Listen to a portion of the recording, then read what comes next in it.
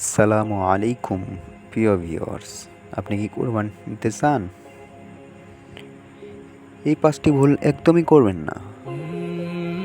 কোরবানি ইসলামের অন্যতম ইবাদত, কিন্তু কিছু ভুল আমাদের কোরবানি নষ্ট করে দিতে পারে। জেনে নিন এই 5টি বড় ভুল যা এড়িয়ে চলা অতি জরুরি। আল্লাহর সন্তুষ্টির জন্যই আমরা কোরবানি দিয়ে থাকি। কোনো দুনিয়াবি উদ্দেশ্য যেমন লোক দেখানো বা সামাজিক স্ট্যাটাস এগুলো নিয়তকে নষ্ট করে দেয়। সূরা আনআম 162।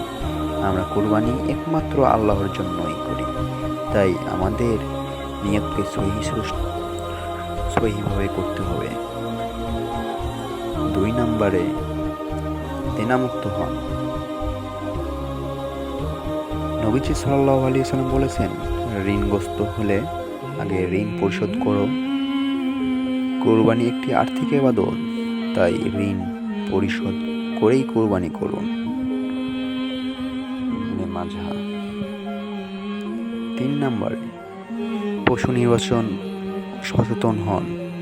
ছাগল হলে 1 বছর, গরু হলে 2 বছর পূর্ণ হতে হবে। পশু সুস্থ ও অঙ্গহীন এবং শক্তিশালী হতে হবে। সহিহ বুখারী ও মুসলিম। 4 নম্বরে জিলহজের চাঁদ দেখার পর নখ চুল না কাটা।